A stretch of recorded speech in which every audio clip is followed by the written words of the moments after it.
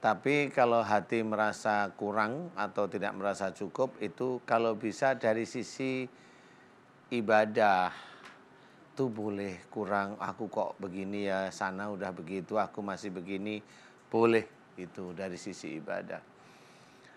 Itu sama secara manusiawi begitu. Jadi kalau ada orang udah belajar, udah pinter, itu udah merasa dia pinter sendiri, banyak seperti itu. Jadi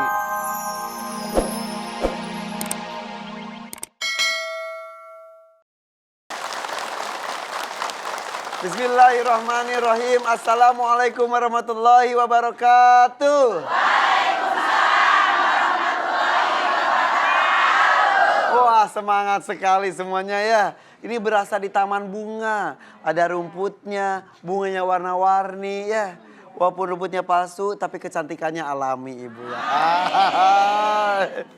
Ini pagi-pagi udah cantik aja Ibu ya. Walaupun gak mandi ya Bu. Ketahuan. Kita absen deh satu demi satu nih. Ada yang datang dari Anissa Cimahi.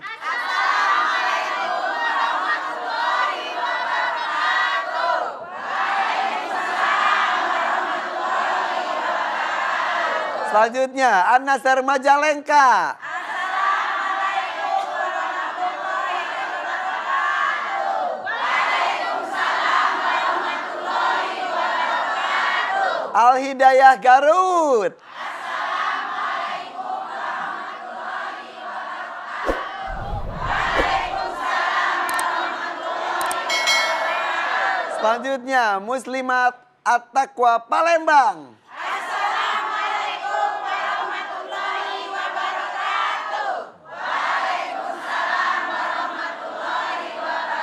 Dan juga Al-Munawaroh Brebes.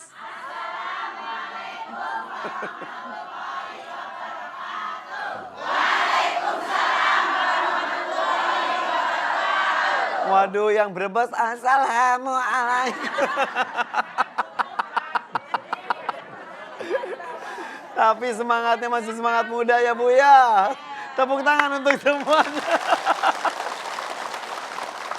Beragam yang datang, alhamdulillah semuanya semangat.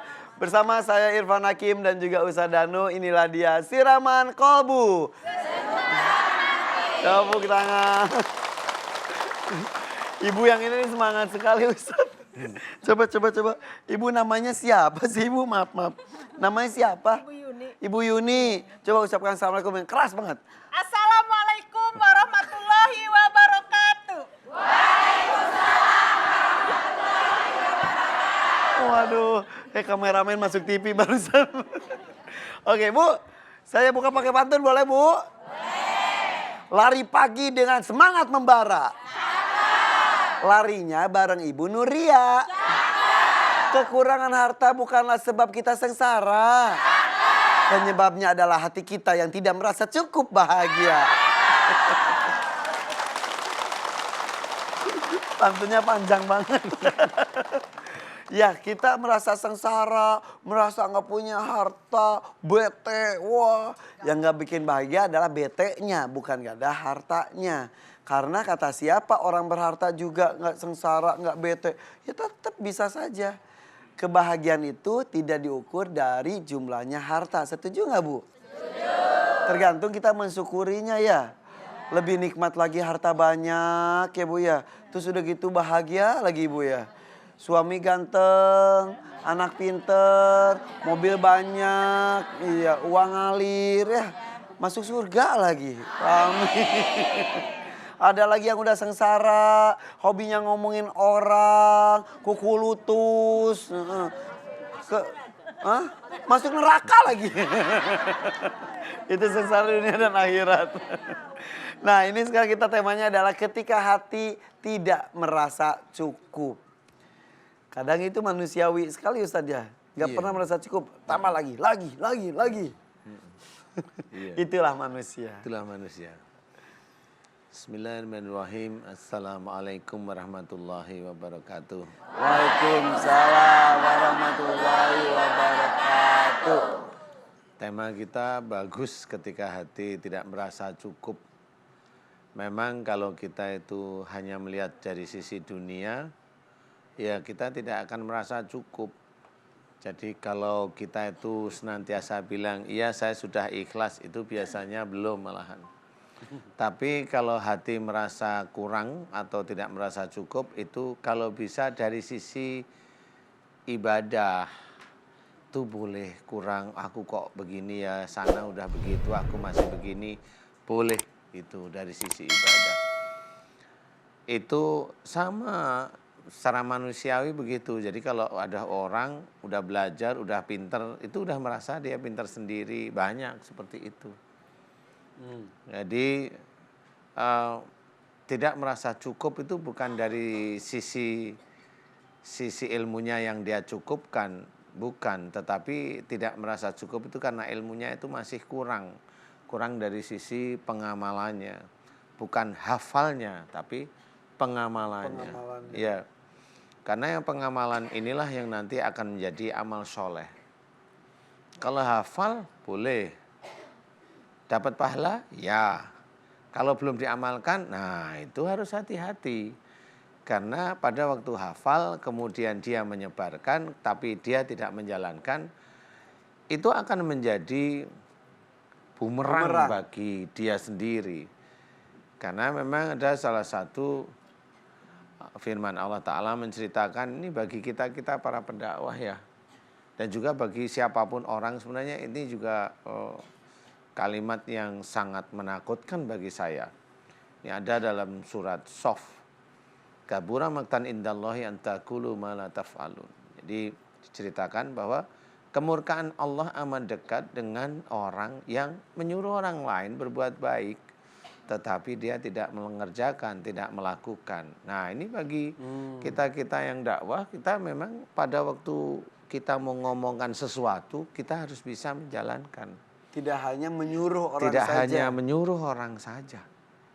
Itulah yang menjadi catatan yang pembeda. Makanya pada waktu dia hafal Quran, bukan hafal, aplikasinya. Tidak hanya hafal saja. Tidak hanya hafal saja.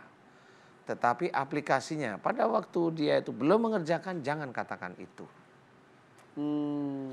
Ya itulah yang sebenarnya bisa menjadi patokan bahwa dia memang betul-betul paham tentang Quran. Betapa idealnya dan sempurnanya ketika kita rajin membaca Qurannya, menghafalnya, membaca terjemah dan juga tafsirnya, dan mengerjakan apa yang ada di dalam Al-Quran tersebut. Iya, itu yang paling sempurna. Yang paling sempurna.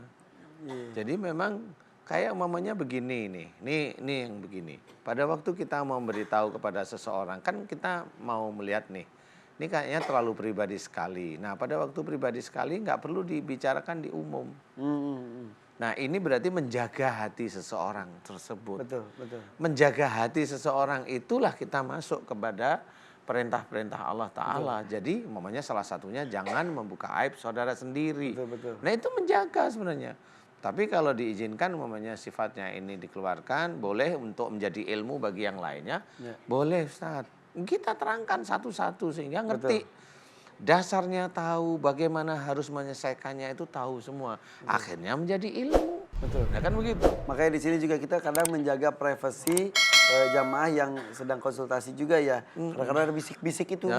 Itu bisik-bisik ya sesuatu yang tidak layak diketahui umum. Iya, dan percaya sama kita untuk mengetahuinya. Seperti itu. Jadi jangan kepo ibu bisik-bisik. Apaan gitu. Tapi sebetulnya bisa tersirat juga dari doa yang Ustadz bacakan juga sebetulnya ya Ustadz. Iya betul itu.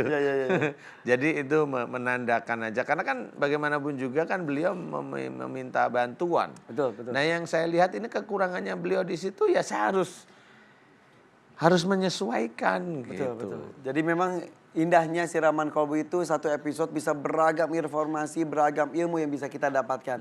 Dari kasus-kasus dan pengalaman ibu yang hadir di sini maupun pemirsa yang di rumah ya. Jadi mudah-mudahan bisa menjadi pelajaran juga dan nanti kita sesaat lagi akan membuka nih beberapa orang untuk konsultasi, bercerita dan juga curhat kepada Ustadz sekaligus nanti didoakan dan mudah-mudahan bisa menjadi ilmu untuk kita semuanya. Jika misal yang dilakukan itu tadi salah, kita jangan seperti itu, begitupun sebaliknya. Insya Allah seperti itu. Untuk itu kita kembali sesaat lagi. Jangan kemana-mana, tetap di Siraman Kolbu. Sejukkan hati.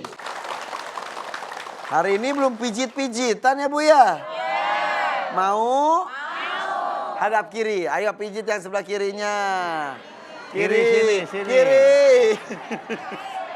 Gak pernah langsung mulus, pasti pada lupa. Ayo pijit, enak. Sudah. Balik kanan. Ayo pijit juga. Oke. Ada yang gelian juga. Sudah cukup. Ya, terima kasih. Ada yang suami istri juga di belakang, seru ya. Biar lebih kenal, kiri kanan bisa ngobrol walaupun beda rombongan ya. Oke, kita akan mulai. Sudah siap Ustadz? Tarik, Mas. Tarik. Semangat banget.